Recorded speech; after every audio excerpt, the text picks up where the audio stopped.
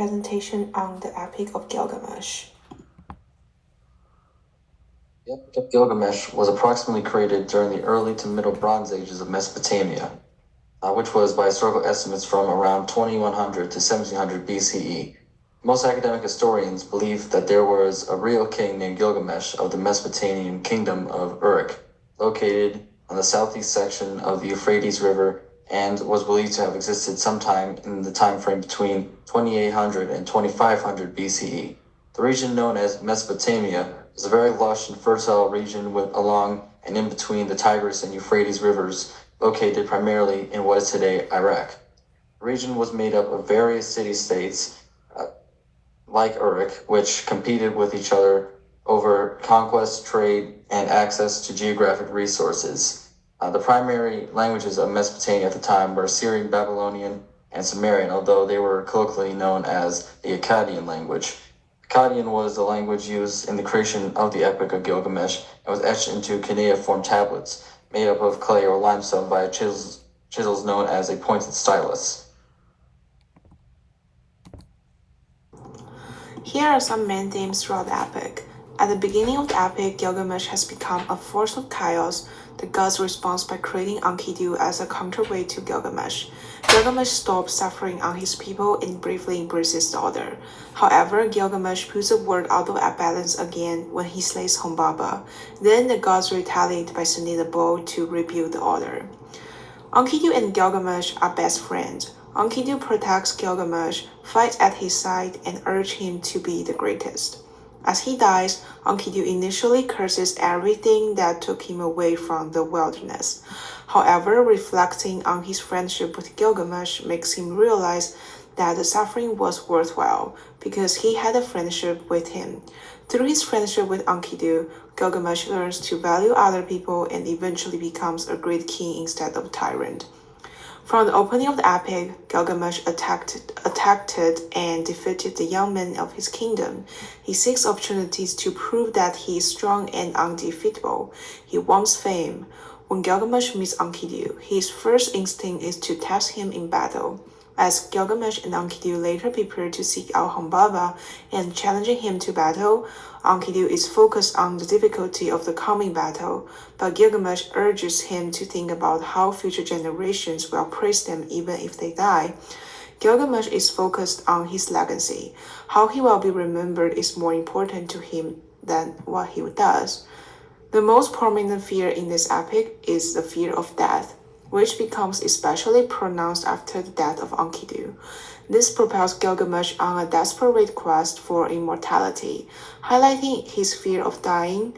Gilgamesh's fear of failure is evident in his relentless pursuit of glory and his initial tyrannical rule over Uruk. He undertakes dangerous adventures and challenges to prove his strength and secure his legacy.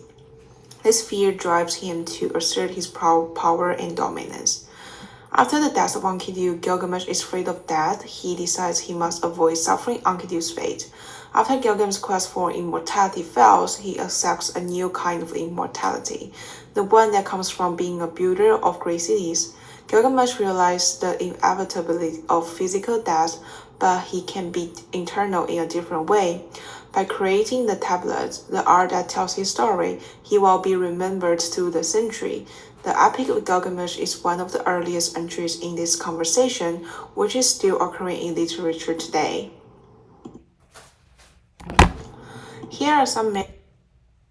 There are some symbols in the epic. The first is the doorways and gateways. They symbolize the transition from the physical world to the world of supernatural. Gilgamesh and Enkidu must pass through a gate to confront Humbaba, whose home is next to the spiritual realm and guards the mountain where the gods live.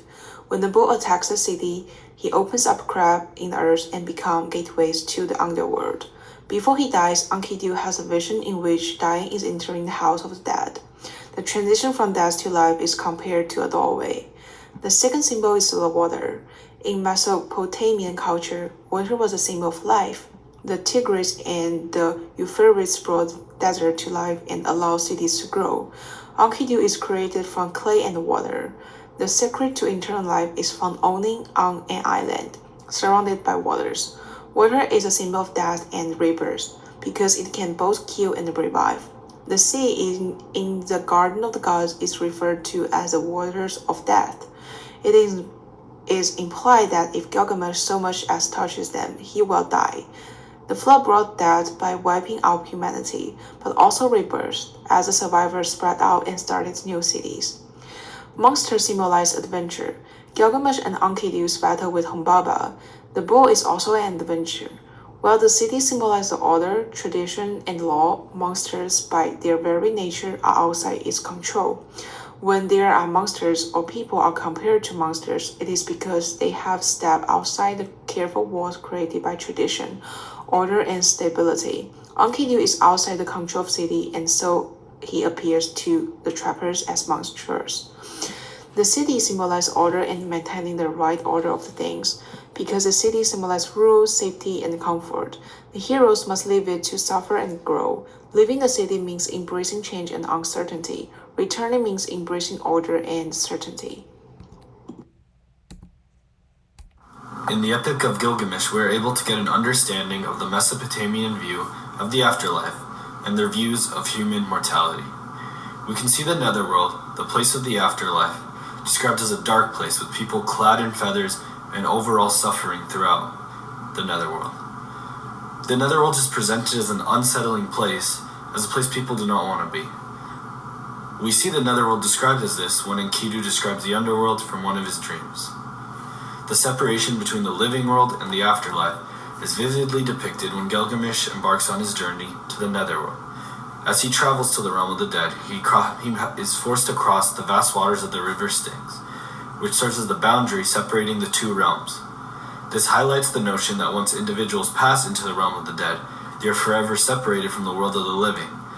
The afterlife is portrayed as a completely separate realm from the living world, characterized by its own boundaries and conditions.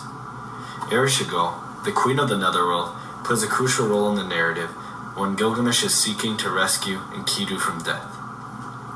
When Gilgamesh encounters her, she is presiding over the realm of the dead.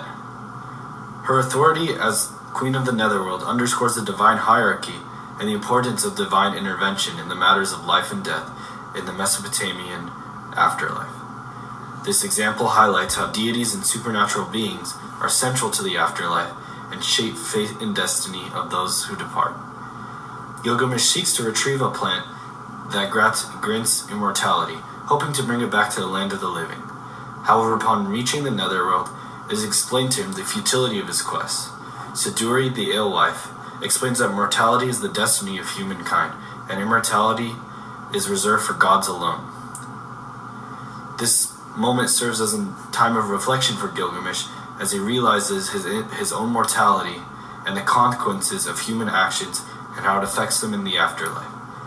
This highlights the netherworld is not only a realm of punishment, but also a place where people must come to terms with their limitations of their existence. The Epic of Gilgamesh ended up being highly influential on several huge texts, including the Hebrew Bible, which ended up being incredibly influential on Judaism, Christianity, and Islam. The influences between the two are incredibly striking. You have things like an evil serpent, you have a woman giving a man food that ended up resulting in them covering up their nakedness, and things like this were prevalent in both of the texts. Alongside that, the Epic of Gilgamesh was very influential in Greek religion, including the Homeric epics and other epics like those of Heracles.